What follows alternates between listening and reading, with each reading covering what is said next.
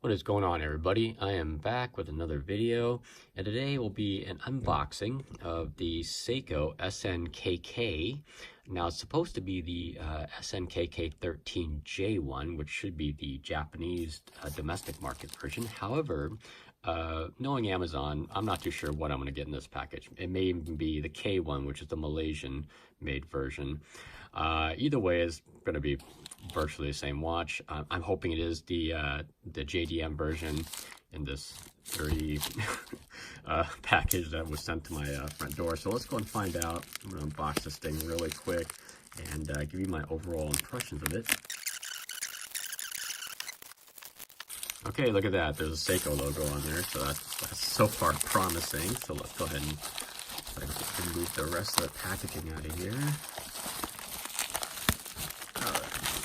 Here we go, nothing else in the packaging.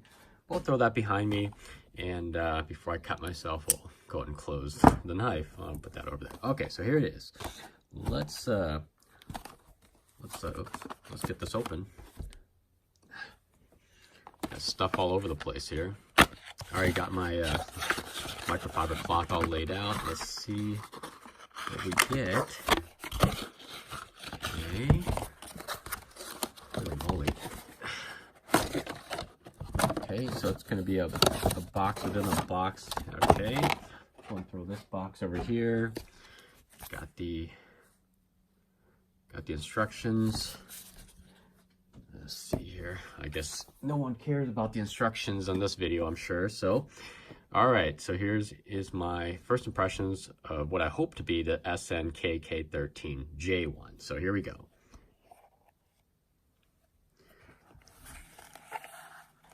Oh, look at that. It's actually upside down. Beautiful. Absolutely beautiful. Let's get it off the pillow here. Let's see. There's absolutely no model numbers on this box. Oh, we'll take a look at it back here. Look at that. Made in Japan. So hopefully I got the right version of it as promised. You know, it looked like there was supposed to be a tag on here and it's gone, so wow. All right. So this was purchased based on, hold on, there's a little bit more glare in here that I wanted to move this light out of the way. So this is purchased based on my obsession, oddly enough, with the Rolex Oyster Perpetual 36. So basically a 36 mil. If I move this over, I'll pop a picture of it on the right hand side here. But I was very infatuated with the whole polished silver case and links, and also the gold, like really yellow gold dial that they had. However, I don't have $5,400 to set aside to go buy a Rolex. However, I do have about 14 bucks set aside to go buy this watch. Now, this watch is obviously nowhere near the probably the quality and of course the movement, yada yada yada, compared to the Rolex Perpetual or Oyster Perpetual 36. However, it is a stunning looking watch so far. I can see here, just absolutely beautiful. Look at this high polished. So actually, there's not a single brushed. Oh no, it's a little bit brushed across the flats here, the tops here, and then it's high polished. But you know what? Forget about that. Let's go look at the dial here. Oh, absolutely beautiful. Slight, ever so slight sunburst effect. That's my light. Sorry. Got the gold unsigned crown, as you expect this price point. Let's go and get this some of these stickers removed here. Let's see here. So get that out of the way. Get this out of the way. Let's see here. Printed in Japan. All right, good. So far, so good. Let's go remove some of these. Let's see. Is there another one on the other side? Yep, there's one on this side. All right, get all this out of the way. Let's go and take a look at the watch. Doesn't weigh very much. Now, the Oyster Perpetual, the one I wanted, as I mentioned, was 36 mil. This one is supposed to be 37 or 38. Do I have my calipers here? I do have some calipers here. So we got, so this is going to be at least 30 mil. We already know that. So here's 30 mil. And 35, 36, 37 is right about here. Let's see what we got here. Yeah, I do have tape on this, so. Okay, nope, it's going to be a little larger. So I think this will be about a 38 mil, which is right about there. Yeah, so this is going to be about 38 mil. And this is a flat hardlex crystal on this thing. It's about 11-ish. Yeah, it's about 11. I don't know how accurate this old-ass caliper is, but we'll call it 11, between a little bit over 11 or so. But anyways, this is super duper nice. Look at the back here. Let's go ahead and, you know what, let's go ahead and pop this off and see what's up. Come on. I hate popping these things off because I always feel like I'm about to lose one of these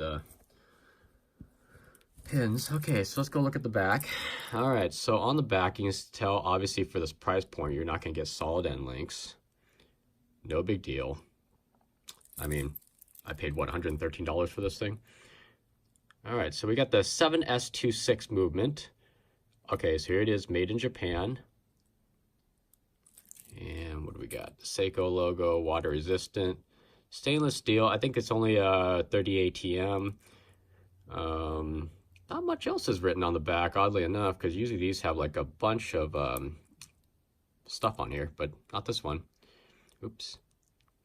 What does that say? 512632. Nothing else. A little high polish on the back. You get to see the rotor here. There it is, 7S26C. It looks like C for Charlie. 21 jewels. Awesome. I am loving this so far. All right, well, I've already talked way too much about this so far. Here, let's just, I don't have this sized up, obviously, because you guys just watched me unbox it, but I'm going to kind of fake it by just putting it around my wrist here so you can see. So I got a 6.5-inch wrist, and you know, it looks pretty good. The bracelet is rather nice looking. It is light, and it is rattly, and you know, I wouldn't say it's cheap feeling, but it's okay, I guess. Obviously not really heavy duty or anything, but this is a dress watch, as you guys can see, and it looks fairly nice. I mean, I like it a lot. I mean, nowhere as stunning as the Oyster Perpetual, but however, it does get the looks for a fraction of the price. The casing's slightly different, but this is very nice. And at 39-ish millimeters, it fits my wrist very nicely. Move that up, and here I'll grab my Invicta, and this is the Pro Diver, which comes in around 40 mil, so it's about the same size, and you can see the difference there. I was actually hoping, because what it is when I was looking at the information about this watch online, some were saying this was 38, some sites say it was 36, others say it was 37. The sizes were all over the place. So I actually had no clue what size of watch I was getting. I was just hoping it'd be under 40 mil, and it is under 40 mil. So I'm very happy about that. So look forward to an update on this watch here. Again, this is the Seiko SNKK13J1. I will be sizing this up, and you know, we'll come back with a review on it. All right, so if any questions or comments, please leave it below. Aside from that, take care and have a nice day, and I'll catch everybody on the next one.